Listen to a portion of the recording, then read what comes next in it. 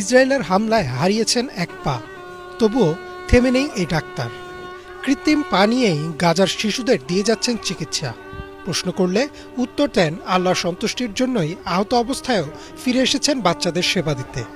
একদিকে সব রকমের মানবতাকে বৃদ্ধাঙ্গুলি দেখিয়ে ফিলিস্তিনি নারী ও শিশুদের উপর হামলা চালাচ্ছে ইসরায়েল, অন্যদিকে কিছু মানুষ নিজেকে উৎসর্গ করে দিচ্ছেন আহতদের সেবায়।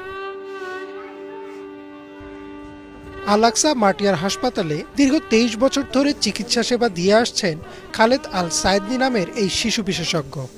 যুদ্ধের শুরুর দিকে ইসরায়েলের এক হামলায় তার পায়ে শার্পনেল বিদ্ধ হয়। ডায়াবেটিস থাকার কারণে পচন ধরে পায়ে, শেষ পর্যন্ত সেটি কেটে ফেলতে হয়। কিন্তু তবুও বসে থাকেননি তিনি। এক পায়ে ভর করেই ফিরে আসেন আহত ও অসুস্থ শিশুদের সেবা দিতে। 23 বছরের বেশি সময় ধরে আমি আল আকসা মার্টিয়ার হাসপাতালে শিশুরোগ বিভাগে কাজ করেছি। যুদ্ধের শুরুর দিকে আমি আহত হই আর ডায়াবেটিস থাকার কারণে আমার ডান পা কেটে ফেলতে হয়। বাচ্চাদের চিকিৎসা দেওয়া বন্ধ করার কথা আমি কল্পনাও করতে পারি না। তাই যখন সুযোগ পেয়েছি আমি এক মুহূর্ত না ভেবে আবারও চলে এসেছি একটি কৃত্রিম পা লাগিয়ে। আমি হয়তো পারতাম কাজ না করে বসে থাকতে, কিন্তু আমার পক্ষে সেটা সম্ভব হয়নি। জরুরি বিভাগের একজন ডাক্তার হিসেবে আল সায়েদনিকে প্রচুর ছোটাছুটি করতে হয়, বারবার করতে হয় সিঁড়ি দিয়ে ওঠানামা। কিন্তু এক পা নেই এমন ব্যক্তির জন্য কাজটি কষ্টের। শত বাধার মাঝেও অসহায় শিশুদের জন্য পুরোদমে কাজ চালিয়ে যাচ্ছেন পা হারানো ডাক্তার আল সায়েদনি।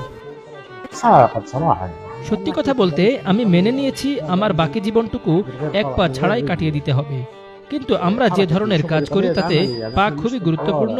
আমাদের দ্রুত সিঁড়িতে ওঠানামা করতে হয়, রোগীদের পাশে থাকতে হয়, তাড়াহুড়ো করে চলাফেরা করার প্রয়োজন হয়। শত কষ্টে থেকেও শিশুদের চিকিৎসার কাজ করতে পেরে আনন্দিত এই ডাক্তার। ঘরবাড়ি হারিয়ে নিজেও থাকছেন হাসপাতালে।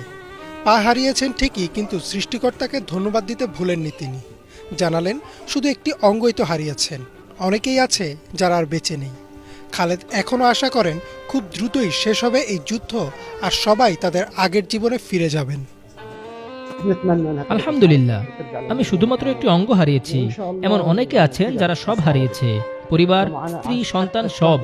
আমি নিজেও বাড়িঘর হারিয়েছি, এখন হাসপাতালে থাকছি। গাজার শিশুরা প্রচন্ড কষ্ট পাচ্ছে, তারা এমন সব জিনিস দেখছে যা আগে কখনো দেখেনি। আমি আশা করি খুব দ্রুতই এই যুদ্ধ শেষ হবে আর আমাদের শিশুরা তাদের আগের জীবনে ফিরে যাবে। 2023-এর অক্টোবর থেকে এ পর্যন্ত ইসরায়েলের হামলায় ফিলিস্তিনের অন্তত 47,000 লোক নিহত হয়েছেন, যাদের অধিকাংশই নারী ও শিশু। আহত হয়েছেন লক্ষাধিক। আর যুদ্ধের ফলে বাস্তুচ্যুত হয়েছেন অন্তত 23 লাখ মানুষ।